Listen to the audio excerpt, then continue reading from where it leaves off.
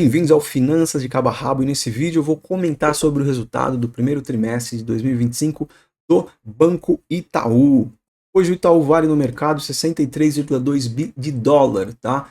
Total de ativos 2,8 bi de reais, carteira de crédito, que é o dinheiro que o Itaú tem na praça emprestado, 1,8 bi de reais, ROI, né, que é o retorno sobre o investimento de 22,5%, muito acima aí do setor bancário.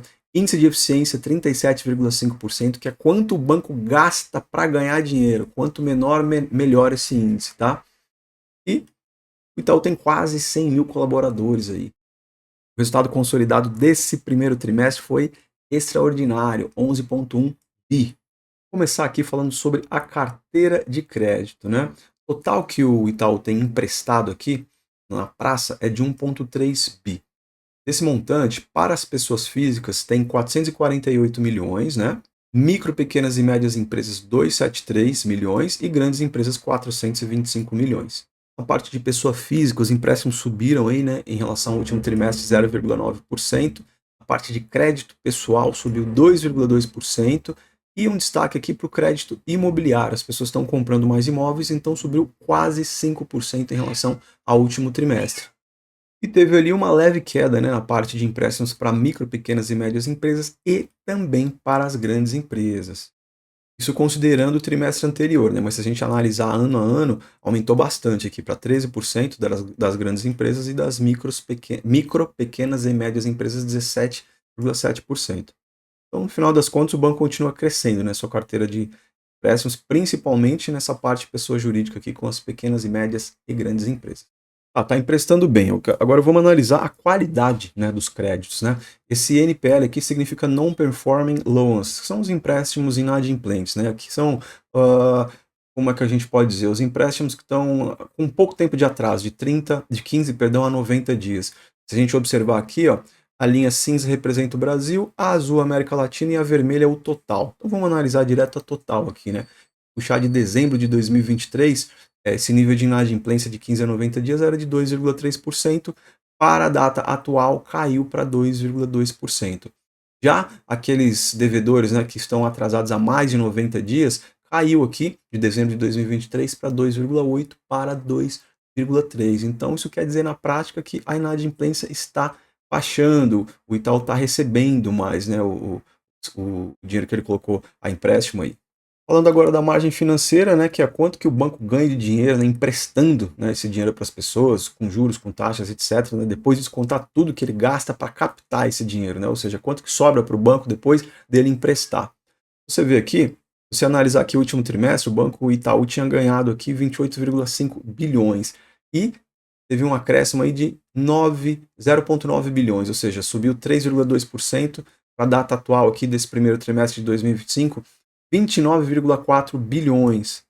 E esse gráfico aqui mostra, né, que teve esse aumento aí no resultado por conta de um volume médio emprestado maior, um mix de produtos, né, houve aí um portfólio maior, tipos de produtos emprestados, e o spread, né, que é a diferença que o banco paga para captar o dinheiro e ganha ao emprestar, aumentou também. Essa parte de receita de serviço aqui mostra onde o banco ganha dinheiro sem ser com empréstimo, né? Como, por exemplo, cartão, manutenção de conta, seguro, previdência. Então, vamos ver isso já aqui. Essa parte aqui, o banco teve uma queda em diversos setores, né? Aqui na parte de emissão de cartão, né, de crédito, um destaque aqui negativo para a parte de conta corrente pessoa física. E aqui é um ponto de vista meu, né?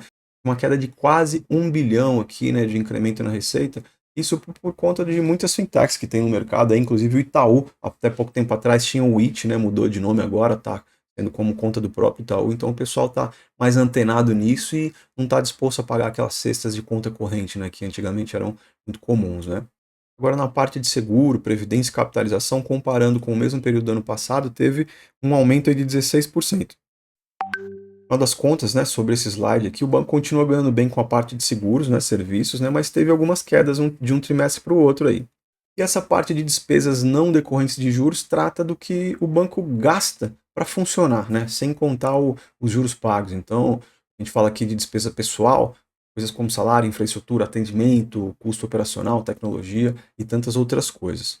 O banco conseguiu reduzir bem aqui as despesas de modo geral, olha só, na parte de pessoal reduziu 6,3% em relação ao último trimestre, despesas transacionais 2,9%, né? outras despesas 22,6%, gastou um pouco mais com a parte de tecnologia. Se a gente buscar aqui, desde 2019, conforme mostra esse gráfico, né, a parte azul aqui, a linha azul é o consolidado, né, de toda o Itaú, e a parte vermelha é só do Brasil. Então esse índice de eficiência vem caindo aí, né, ano após ano. Caiu aqui desde 2019 de 44% para 36%, analisando só o Brasil, e o Banco Itaú geral de 46% para 38%. Lembrando que esse dinheiro é o que esse índice médio que o banco gasta para gastar dinheiro. Então, quanto menor, melhor. Ponto positivo para o Itaú aqui. A gente pode dizer que ele está gastando mais com a parte de tecnologia e reduzindo os custos nos outros setores.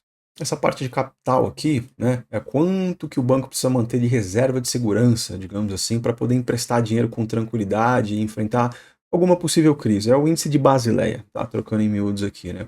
Então, essa reserva mede o índice de capital. Essa é a medida que é o índice de capital. Quanto maior esse índice, mais sólido é o banco. Então, você vê aqui que no último trimestre, o índice de Basileia do Itaú era de 13,7. Hoje, né, nesse primeiro tri de 2025, está na casa dos 14,1%. Olhando para o setor bancário de modo geral, né, esse resultado do Itaú aqui mostra que o banco está bem capitalizado e seguro. Ponto positivo também. Nesse resumão aqui da parte de resultados, a gente pode ver que o banco cresceu, né, bastante em relação ao primeiro tri de 2024, né, chegou aqui ao resultado recorrente gerencial de 11,1 bilhões.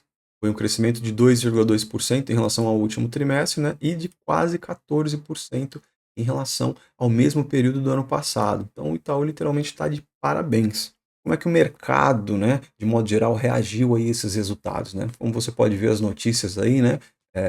Alguns dizem que estavam em linha com as expectativas, Itaú brilha, atinge valor de mercado recorde, né, de 377 bilhões, Itaú empolga com resultados, enfim.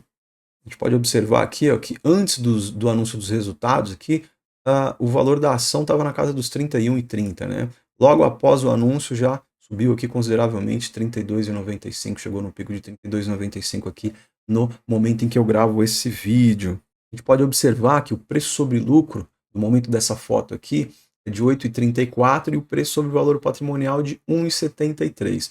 Olhando o histórico do Itaú, a média, né, do preço sobre lucro dele é de 8,67, então mesmo com esses resultados aí muito bacanas, ele está com valor abaixo da média dele, da média histórica, e o preço sobre valor patrimonial está um pouco acima da média, né? A média do Itaú é de 1,46, está em 1,73. Dividend yield na casa dos 8% aqui, que é um dividend yield excelente.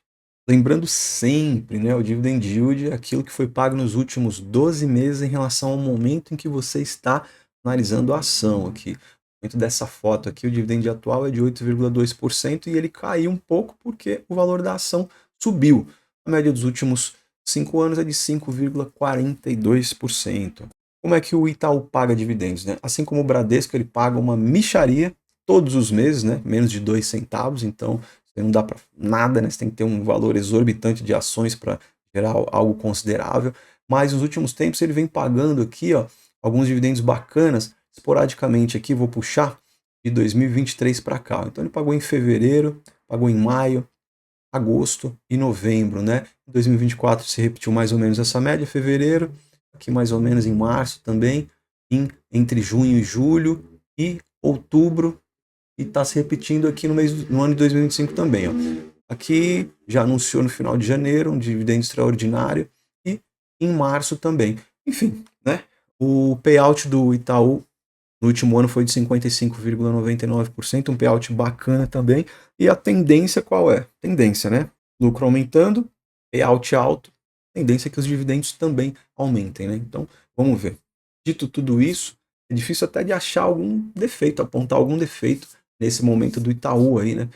Nos próximos dias o Banco do Brasil vai divulgar os resultados e eu vou fazer um vídeo aqui comparando os 4 bancões, né? Se você gosta desse tipo de conteúdo, considere se inscrever no canal aqui, pois os vídeos são diários com o intuito de ajudar você a investir melhor e também a entender mais sobre o mundo das finanças, certo? Obrigado por assistir esse vídeo e te vejo no próximo.